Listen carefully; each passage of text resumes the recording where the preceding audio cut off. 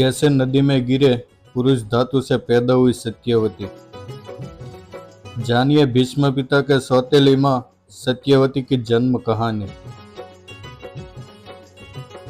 द्रापड़ युग में छेदी नाम का देश था। उस देश के राजा थे उपरिचर वचु। उसकी राजधानी के पास यमुना नदी बहती थी। एक दिन राजा शिकार खेलने गया और अपनी पत्नी गिरिका का स्मरण करते हुए कामासक्त हुआ। कामुकता के कारण उसका वीर्य स्खलन हो गया। तब उपरिचर ने अपना वीर्य एक पक्षी को देकर कहा कि इस वीर्य को उसकी पत्नी तक पहुंचा दे। जब वो पक्षी वहां से वीर्य लेकर उड़ा तो रास्ते में उस पर बाज ने आक्रमण कर दिया। बाज के आक्रमण से पक्षी ने अपना बचाव तो कर लिया, पर वो वीर्य को संभाल ना सका और उपरिचर का वीर्य नदी में गिर गया।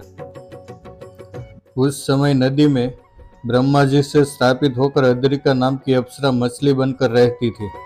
अद्रिका ने मछली रूप में उपरिचर का वीर्य ग्रहण कर लिया।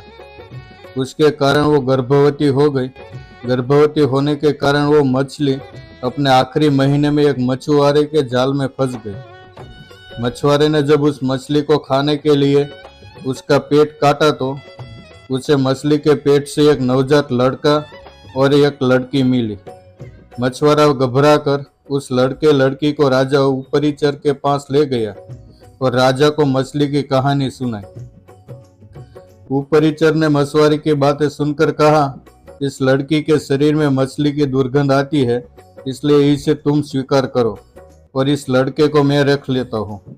बड़ा होकर वो लड़का उपरिचर का उत्तराधिकारी और मत्स्य नाम के धार्मिक राजा के नाम से जाना गया।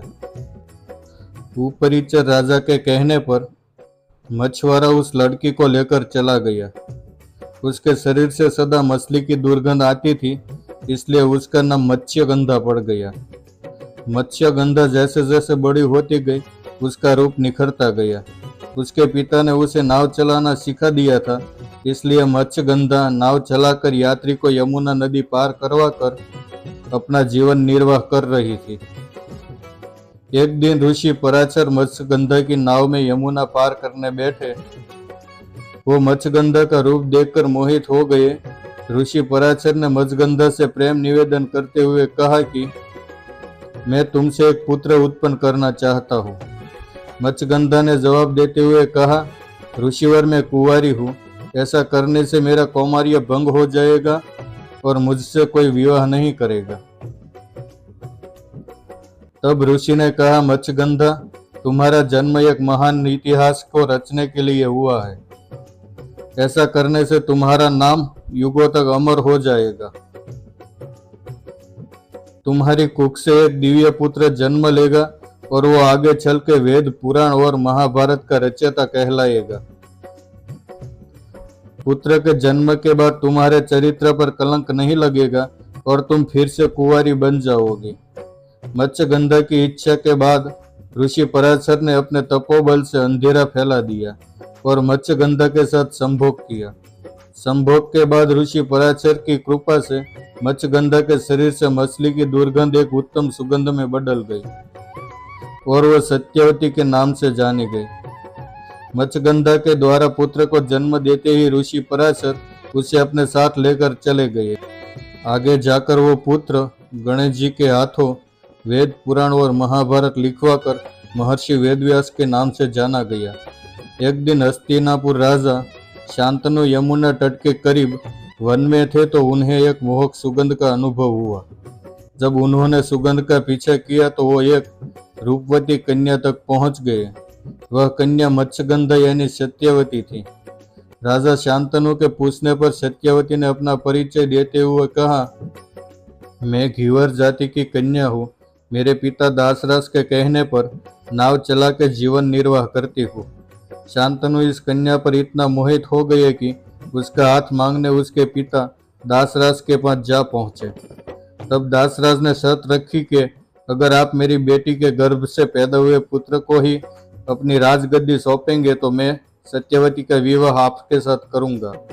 शांतनु दासराज की शर्त सुनकर उदास रहने लगे।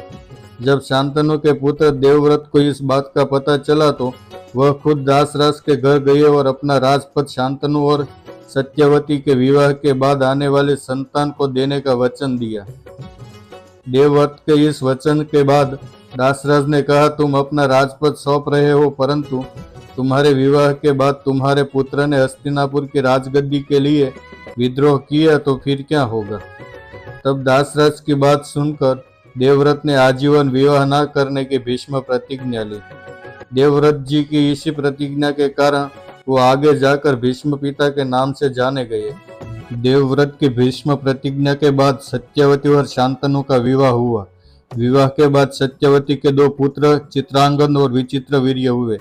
चित्रांगन की युद्ध में मृत्यु हो गई और विचित्रवीर्य कुछ सालों बाद बीमारी से चल बसे। उसकी 2 रानियां अंबिका और अंबालिका महर्षि व्यास के साथ नियोग कराया गया। नियोग के बाद पांडु और धृतराष्ट्र का जन्म हुआ। पांडु के पुत्र पांडव और धृतराष्ट्र के पुत्र कौरव के नाम से पहचाने गए। वेदव्यास द्वारा दासी से नियोग करने पर उसे विदुर नाम का महाज्ञानी पुत्र प्राप्त हुआ। ऋषि पराशर के कहने के अनुसार पांडव और कौरव में धर्मयुद्ध हुआ और एक महान इतिहास रचा गया। अगर आपको ये वीडियो पसंद आई हो तो सब्सक्राइब जरूर कीजिएगा। जय श्री कृष्ण।